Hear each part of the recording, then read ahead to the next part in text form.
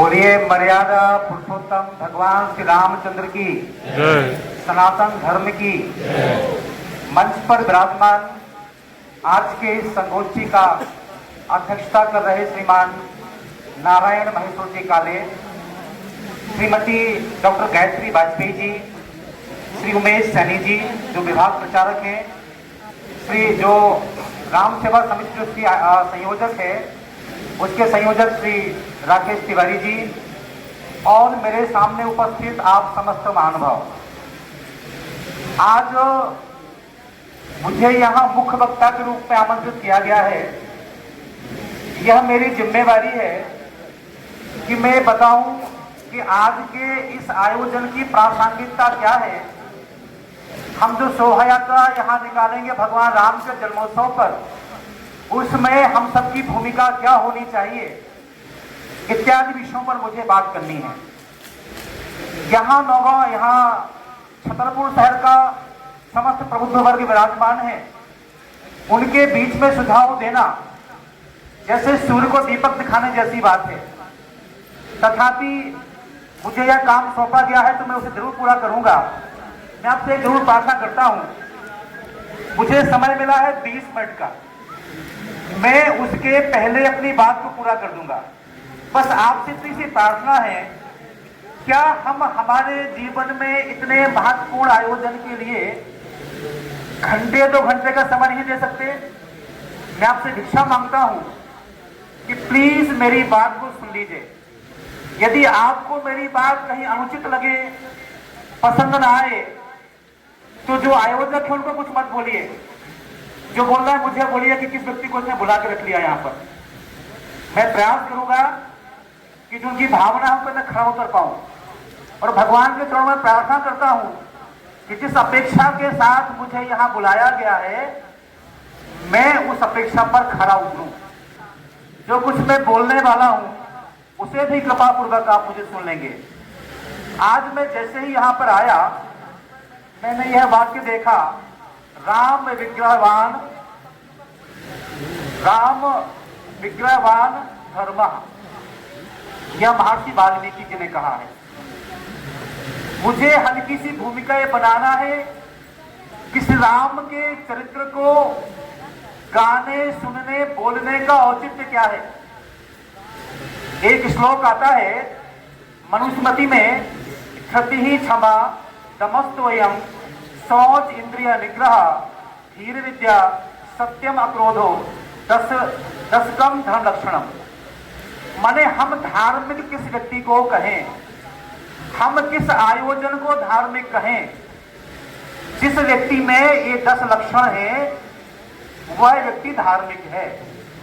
और हमारी सनातन संस्कृति को समझने के लिए वैसे तो हमारे यहाँ 10 अवतार की बात करते हैं, पर मर्यादा पुरुषोत्तम भगवान श्री रामचंद्र का अवतार एक ऐसा अवतार है जो साक्षात धर्म का विग्रह है।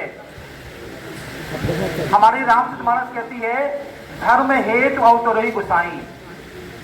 और फिर से अपना मनुस्मृति कहती है, आचारः परमो धर्मः। मैं कहना यहाँ पर ये चाहता हूं, जितने भाई बहन यहाँ बैठे हैं, क्या आप में से एक भी भाई बहन ऐसा है जो राम जैसा बेटा अपने घर में नहीं चाहता? क्या कोई आप में से ऐसा है जो राम जैसा भाई नहीं चाहता? कोई ऐसी मां बैठी है क्या जो अपने पति में राम की छवि नहीं देखना चाहती? क्या हम सब लोगों में से कोई ऐसा व्यक्ति है जो अपने राजा को राम जैसा नहीं होना देना चाहता है? ये बात सच है कि झूठ है? सच है ना? तो हमें समझना यह है कि श्री राम जी का चरित्र आज हम सब लोग अंगीकार क्यों करें? आप स्वयं बताइए। आज जहां भाई भाई के बीच संपत्ति के नाम पर बड़ी बड़ी विपत्तियां खड़ी होती हैं, पर हमारे रामचंद्र ऐसे हैं, उन्होंने अयोध्या ऐसे राज्य को अपने भाई के लिए फुटबॉल की गेंद बना दिया। ठीक बात कि नहीं बात? अगला, आज एक वो दृश्य आप सभी को याद है क्या आज से 15-20 दिन पहले एक पिता ने अपने बेटे को डांटते हुए कह दिया कि तुम मोबाइल को कम यूज किया करो। बेटा पहुंच गया कोतवाली, उसकी रिपोर्ट कर दी, और वो दृश्य यदि किसी की आंखों ने देखा हो, एक पिता घुटनों के बल झुका बैठा है, अपने पिता सॉरी बोल रहा है। क्या ऐसा दृश्य आप देखना चाहते हैं क्या कोई? अरे बोलो सही। यदि ऐसा दृश्य नहीं देखना चाहते कि आपके बेटे ऐसे हो जाएं, तो आपको राम के चरित्र को सुनना पड़ेगा, समझना पड़ेगा। एक और घटना हुई है, शायद घटना हमारे मध्य प्रदेश की घटना है। माता पिता दोनों की मृत्यु हो गई अभी 1 महीने पहले। दो बेटे उनके, वो कहां पर है? अमेरिका में। उन्होंने फोन तक नहीं किया इसके बीच। जब उनके शरीर सड़ करके गल गए, तब मोहल्ले वालों को पता चला, तो उन्होंने उनको निकाला।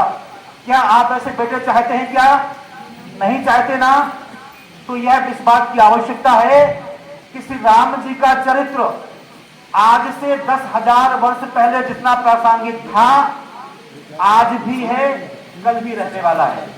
अब बात यहाँ पे आती है कि यदि राम जी का चरित्र प्रासंगिक है तो हमें क्या करना चाहिए?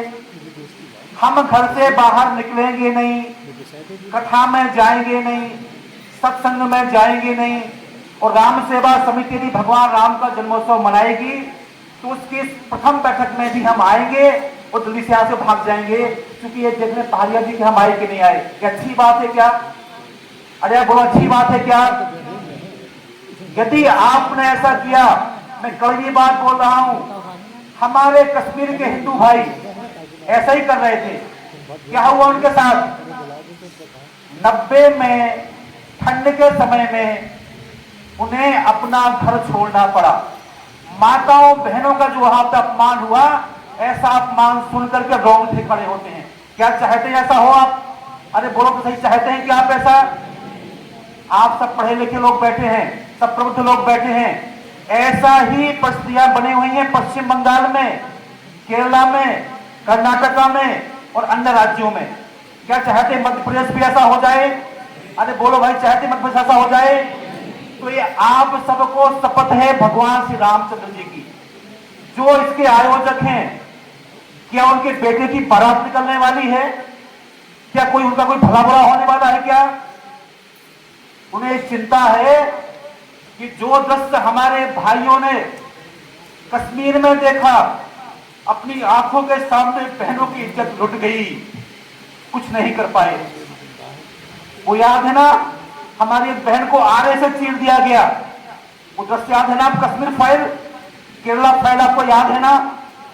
यदि आप चाहती हैं कि आपके सामने, कि आपकी आगे वाली पीढ़ियां ऐसी बर्बाद ना हो, तो आपका एक परम धर्म बन जाता है कि पंकज पहाड़िया, प्रवीण भाई, तिवारी जी, आदरणीय प्रचारक जी, और जो लोग भी यहाँ उसके आयोजक, मैं सबको नहीं जानता हूं, उनका उतना साथ दीजिए जितना कि आप दे सकते हैं।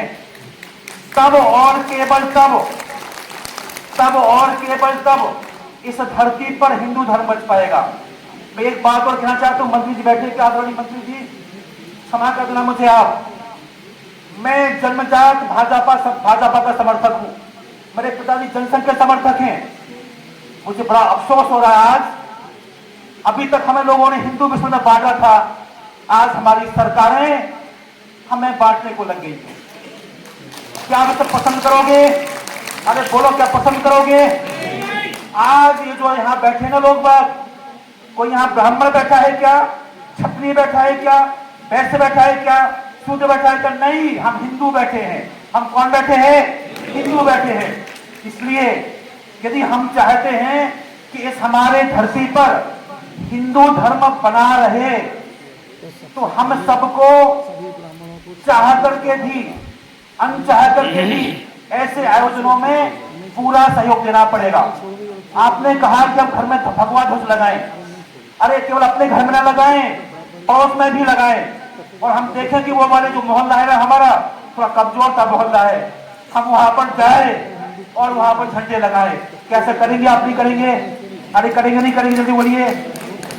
एक बात मुझे और कहनी है, यदि आप किसी के घर में जाएं और आपके मन में इमेज हो हम जिसके घर में जा रहे हैं वह कोई संत पुरुष है, और जब उसके दरवाजे पर पहुंचे तो 4 दारूखोर बैठे हों, चारों ताश खेल रहे हों, आपके मन पर क्या इमेज पड़ेगी? क्या इमेज पड़ेगी? आपको दुख होगा। दुख होगा ना? दुख होगा। आप किसी गुंडे के घर में जाए तो आपके मन में कल्पना होगी वहां चारों दारूखोर बैठे होंगे, गाली गलौज कर रहे होंगे, पर वहां प्रवचन हो रहे हो तो क्या होगा? आपका मन परिवर्तित हो जाएगा। मर्यादा पुरुषोत्तम भगवान श्री राम जी का चरित्र पिता के रूप में, पुत्र के रूप में, मित्र के रूप में, राजा के रूप में अनुकरणीय है। अब भगवान राम का जन्मोत्सव हो और वहां पर गाने बजे, तन तक तन तन चाय बनन डोरे, हमें लज्जा नहीं आती? क्षमा करना मुझे आप, हमारे धर्म को कलंकित करने वाले हम लोग हैं। जब आज सत्संगों में वहां पर ऐसे गीत बजते हैं, वो गीत नहीं गालियां हैं, शुद्ध गालियां। हमारी माताएं बहनें क्षमा छम नाचती हैं, भाई बहन हम उसमें भी नाचते हैं। अरे मेरे भाइयों, जहां पर हमारे पिता का अपमान हुआ वहां आप जाएंगे क्या? पिता के पिता का अपमान हुआ वहां जाएंगे क्या?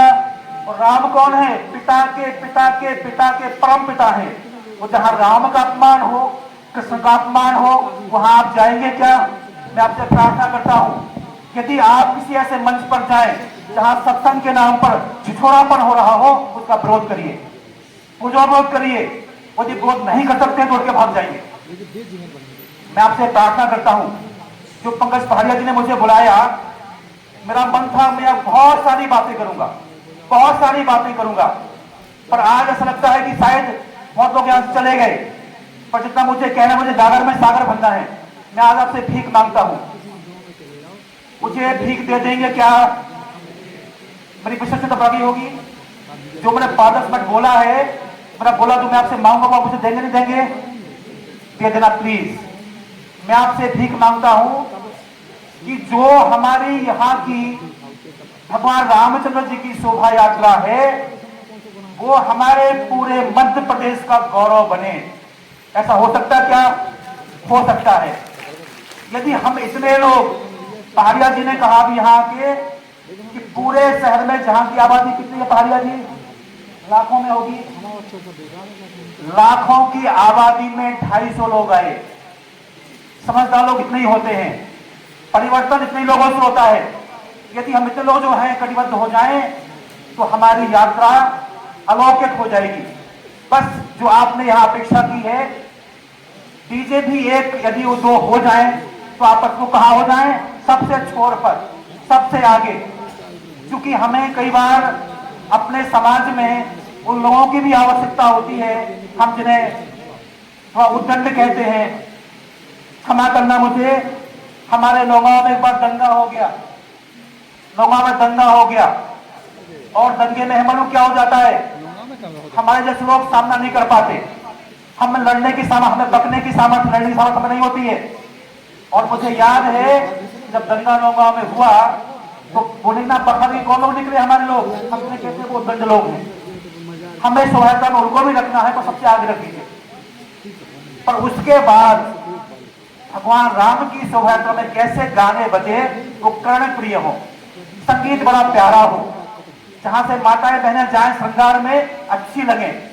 और जो अभी मैं बताऊं, अनेक लोग इसलिए नहीं आते, हमारे काले जैसे लोग, काले जी जैसे लोग वृद्ध हैं, इतना शोर बर्दाश्त नहीं कर पाते, तो उसमें ऐसे स्पेस बनाए जाएं कि यहाँ शहर के प्रौद्ध लोग रहेंगे, यहाँ शहर की माताएं बहनें रहेंगी, हम थोड़ी उसकी व्यवस्था करें।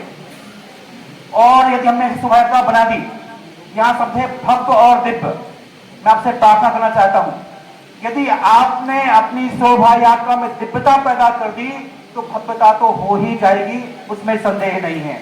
तो आज मैं प्रार्थना करता हूँ कि जितने लोग यहाँ पर बैठे हैं वो इस संकल्प से मुझे बताएं, क्या रामचंद्र जी के चरित्र को पढ़ना और पढ़ाना आज की प्रासंगिकता है या नहीं?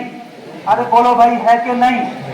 यदि है तो आज संकल्प करो, हमारा बेटा ये ना मोबाइल देखे ना देखे, हमें 15 मिनट के लिए उसे राम की बात जरूर कहनी है। ये माता बहनें करेंगी नहीं करेंगी, करना पड़ेगा। यदि आप नहीं करेंगी ना तो आप भी एक दिन मध्य प्रदेश के जो लोग हैं वो सड़ गए जैसे आप सड़ जाएंगे। क्या आप चाहती है ऐसा हो आपके साथ? नहीं। तो आपको राम के चरित्र को खुद पढ़िए, बच्चों को पढ़ाइए। अगला, जब कोई ऐसे आयोजन हो तो जो हमारी सामर्थ्य है, अपनी सामर्थ्य से भी दुकानदार को सहयोग करना चाहिए। और मैं अंतिम बात कहता हूं ये, यदि हम कुछ भी नहीं कर सकते, पहाड़ी वाली चंदा आपसे नहीं मांगेंगे, आपसे झंडे नहीं मांगेंगे, पर समय तो आप दे सकते।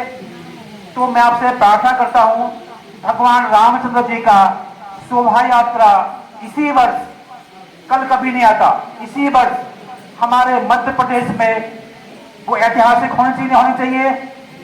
यदि आपने भगवान रामचंद्र जी की शोभा यात्रा को इस वर्ष मध्य प्रदेश में ऐतिहासिक कर दिया तो अगले वर्ष बन जाएगी, भारत वर्ष में भव्य बन जाएगी। ऐसा आप चाहते चाहते हैं तो आप प्लीज समय दीजिए, औरों को मोटिवेट करिए, और इसलिए करिए किसी के दूसरों के हित के लिए नहीं।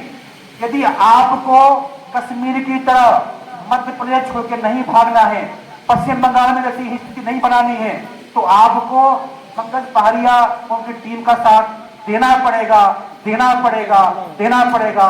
बोलिए राजा रामचंद्र की जय।